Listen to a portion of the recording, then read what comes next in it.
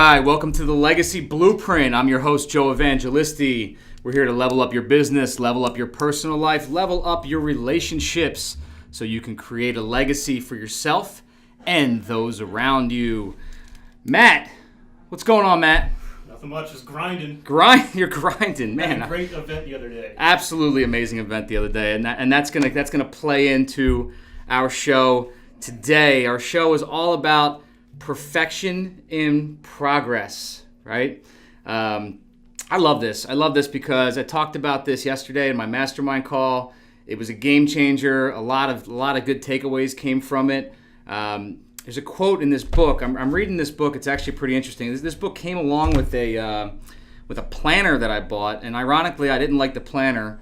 And I don't want to kind of blow up the guy who sold the planner. I don't want to put any negative spin on that because it's a good. The book that came along with the planner is good, and I don't want to throw some negative shadowing on the planner. You know what I mean? But anyway, the Motivation Manifesto came with this planner, and it's got some really good stuff in it. And one of the lines that I took out of it the other day, literally one sentence: "We do not need to wait for perfect conditions. We will find perfection in progress." Right? Dude, I mean, how deep is that, right? Because here's the challenge. So many people wait to take action until they think they have all their ducks in a row, right? They continue to think that if I get it all lined up, if I get my logo looking good, if I get my website looking good, if I get all my copy dialed in, if I get my funnel built, once I get all these steps in place, then I'll be successful, right? Whereas when we go out and we execute and we take action first, we build perfection through progress. And I'm really excited about, Matt, what you brought up was this meeting we had this week, and the way it actually formulated, the way it laid out, and the way that we built it through action, through motion, and then the results of the motion. And I want to talk about a few things that kind of hit me.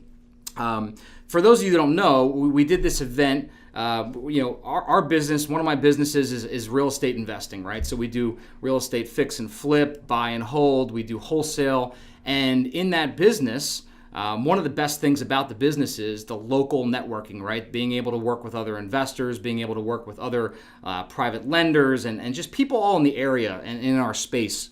So we decided we're going to shake up the industry by throwing a different kind of networking meeting, right? There's a lot of local get-togethers, networking meetings, kind of shake your hand and talk about deals. But I wanted to put together a room of guys and girls that are actually doing deals, and bring together the movers and shakers in the industry that I've known and met in the last 12 years of doing this, that I know are physically buying and selling deals right now in today's economy, and put them in a room and say, you know what, let's see what happens, right? And then, Matt, what did we do? We turned around and we made a goal of selling $1 million in one night in 3 hours. $1 million in one night. Big goal. And everyone thought, like, well, how are you going to do that? How's that possibly going to happen, right? And so it created a couple of chain reactions. Number one, when I told the team we're going to do it, everyone on the team was kind of like, well, how and why, and what's that look like? How a little bit of nervous reaction, right?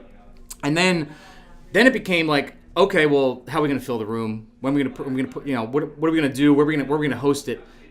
How's everyone going to show up? How are we going to get them there? What are we going to charge? And all this other activity, all this that was minor stuff. But then it was more like, okay, well, we get them in the room, then what, right?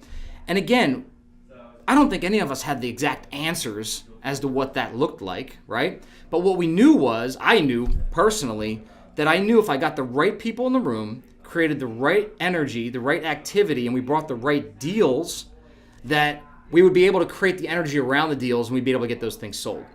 So, and that's what our team does really well, right? We have great wholesale deals. We have great value add deals for people, for investors, and we do this all day long. So I knew if I had the right energy in the room, not only could we do our deals, get them done, but we could help other people create deals out of that as well. And we have an abundance philosophy around here. We want to make sure that everybody does deals. A friend of mine named Sid has this quote that he uses that it's we all win when we all win, right? And I love that. Like, we all bring each other up. When we're all doing deals, and that's bringing everybody up around us. That's an abundance mindset, right? There's no scarcity there, if we're all doing deals. So we get everybody in the room, and we say we're going to do this $1 million worth of deals. Well, it was awesome because we've been working this one $275,000 deal for the last 3 or 4 days, and literally within the first 45 minutes, the guy who's buying it walks in and hands the EMD check to Brian, right? So it was like, boom, we hit the board running. We know that deal is going to be getting done, and you had that little thermometer thing up on the board. Pump that thing up. Like the thermometer on the board, right? We light the thermometer up. We're at 275, and boom, we're over a quarter of the way there to $1 million. And you saw the energy rise, and I think the challenge was everybody in the room was kind of like questioning, like, how did that happen so fast and why? And then it became this like scarcity mindset again of, well, what are they doing in front of us? Like, what is this? It can't be real, right? Kind of thing. So night goes on, and again, trying to do deals, calling out on the mic, pulling some more deals out, and then as everyone started to loosen up, they started to realize that, hey, we're here to get deals done, and this is kind of a little bit more exciting than maybe we thought it was going to be. We didn't really know what to expect, right, when we got here, and we knew that it was going to be a good crowd. We knew that there was going to be deals here, and Joe said he's going to do $1 million, but how and where, right? So then we started bringing out some more deals, and then I started announcing other people's deals, and I think the look of surprise across everybody's audience, all the audience was like, okay, now what's the catch, right? And so then I started to announce to people, like, look, we're trying to do deals here, and I'm trying to put deals together for other people. And then they started thinking, like, well, what's the catch, and why would you do deals that don't involve you, right? Like what do you get out of this, Joe? And I think that's the mindset that a lot of people have challenge with, is the abundance versus scarcity mindset. Like, why would Joe put on an event where a wholesaler or an investor or a seller can come to one room and a buyer can come in that room, and these guys can put a deal together, and I wouldn't necessarily get anything out of it, right? Well, what I was getting out of it was being able to put that deal on the board and say that we got to that level of deal. I want to see people do deals in the room because it's a collaborative effort. It helps the community. We all do more deals together that way, and we all grow and we all win, right? So we're all in that space. I think it started to click towards the end, and people started to jive. And bottom line is, before the night was over, not only did everyone have fun, we packed the room. I think we had over 80 people in the room, Matt. I mean, it was crazy. It got hot in there. It was like it was like sardines, and it was exciting. And we did over $500,000. I think that the grand total at the end was like $540,000 worth of deals, and we got them all done. And it was exciting. Everybody left. Everyone had a great time, shook our hands. We created this collaborative. We created the Basecamp REI, Basecamp Real Estate Investor, right? Which basically is this online community now where people can go and learn and grow and get mentorship and joint venture deals and get their deals analyzed and all this this awesome real estate group. And everyone was excited. And then they realized, wow, maybe if I acted three hours ago, I could have got some deals done, right? But here's the best part about what happened is we didn't create perfection in that room, right? It wasn't perfect that night. That what happened there was not perfection, but we progressed into inevitably what I feel will become perfection, right? And so the next event will get a little bit better, and the next event will get better than that, and then we'll start to add layers of things that I know will add massive value to the local investors in our area. And our community, as it looks right now, will start to collaborate more, and they'll do deals better, and they'll be able to put deals together that maybe they weren't capable of putting together because they didn't have the right systems or the right practices or the right scripts or the right ways to bring value to the people that they're working with. And now they'll all grow because, again, we all win when we all win, right? That's an abundance mentality, an abundance philosophy. And over the course of time of doing these events and building this network and watching Basecamp REI start to get bigger and all the members within it start to get better, then we will start to create an atmosphere where perfection starts to become built, right? Of course, the first event's not going to be perfect, right? But we threw a badass event, which I'm pretty proud of. And our team, ultimately, and this is probably the coolest byproduct of the whole thing, Matt, is when did we really start kicking off this thing? When did we start inviting people to it? Maybe 2 weeks ago? Yeah, 3 weeks ago, maybe. 3 weeks ago, right? Like, and 2-3 weeks ago, I'm like, yo, we're gonna book a room. It's a $2,500 minimum for us to put food and beverage out, right? We're gonna do open bar. Everyone's like, open bar? You're gonna pay for everyone's drinks? Yeah, I'm gonna pay for everyone's drinks, right? And like, we're gonna have this thing, and everyone in the office was like, who's gonna come to it? No, we're gonna have 75 people there. No, you're not. How are you gonna have 75? No, we're gonna put 75 people there. Have the idea and then execute on it and watch it progress, watch it follow up. Now, the team, our internal team, they got stronger. They had amazing networking connections. They grew from it. They did deals from it. They got excited from it. They got motivated from it. Everyone on our team grew to a higher level because now they were the go-to people at the event, right? People were coming to them for things and saying, how do I do more deals? How do I get involved? How do I grow? How do I become base camp, right? How do I become part of that collaborative? And now everyone levels up as part of that entire exchange. So now morale went up and deal flow went up and the collaborative grows. And of course, it's also going to bring energy to the office. So the byproduct is so much better than the initial idea started off.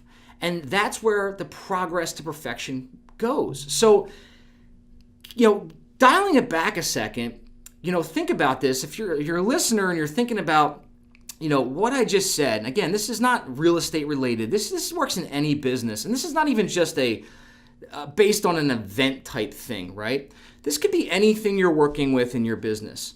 Things that you're vacillating on right now because you're concerned that you have to make them perfect before you launch them, right? Things that you're trying to figure out, how do I make sure I said at the beginning, my logo is perfect. I had one of the guys I was talking to a couple days ago was talking about this exact thing, process of perfection. I've actually had this conversation, no lie, probably 4 times this week since I've had since I read this one line in this book 4 days ago, had this conversation 4 times. I was talking to a guy yesterday, an amazing guy with a massive following, and he's talking about how to strictly start to monetize his following by offering them value and creating a small group where he can start to charge a very little amount of money and create a following that is already a tribe of people that want to know him more, want to get deeper, want to learn what he has to offer. And his holdback was, he didn't know if he could bring value, and then he wanted to create a web page, and then he wanted to create the content up front, and then he wanted to create all this stuff. He was talking himself out of the execution through all the analysis, right? So it was analysis paralysis, right? Putting all the to-do in front of the to-done, right? So go out and execute. Go out and take action.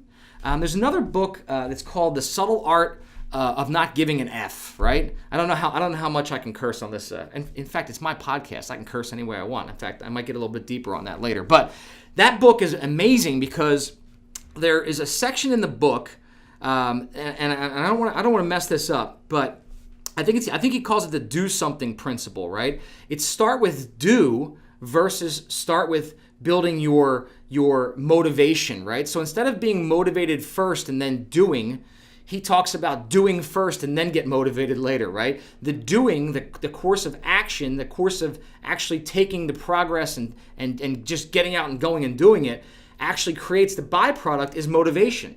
Versus a lot of people need to get motivated before they start doing, right? So the do something principle, the guy's name is Mark, I can't think of the author right now. Actually is in a group that I belong to, but Mark, can you Google that Subtle Art of Not Giving an F? So, just so I have his last name. I don't want to butcher him live on my podcast here. But great book, by the way, if you haven't read it. To do something, right? So get out there and do something. Make the perfection happen over the course of the progress, right? Progress your way to perfection. Fail forward. Make mistakes. bumble a little bit. Don't be afraid to drop the ball in the course of learning how to dribble the ball, because ultimately dribbling the ball down the court is ultimately what's going to get you to the point where you can throw three-pointers and you can actually make them. You can learn how to dunk. But if you don't dribble and you're not consistent, then you're never going to get down the court to be able to shoot. Mark Manson. Thank you, sir. Thank you, Matthew. So, guys, I hope this message finds you well today. I hope it impacts you. I hope you find value in it. And more than any of that, I hope you're inspired by it. I hope you take action because of it. I hope it's not just motivation. Motivation is just going to get your heartbeat pumping. It's just going to get you excited. It's just going to get you wanting to do something. Inspiration is going to get your ass off the couch. It's going to make you actually take action. It's going to make you actually do something. We want inspiration, not motivation. And if you're in the real estate space, go out there now and check out BasecamprEI.com and get involved in the movement. We'd love to have you be a part of it. Thanks, and talk to you guys soon.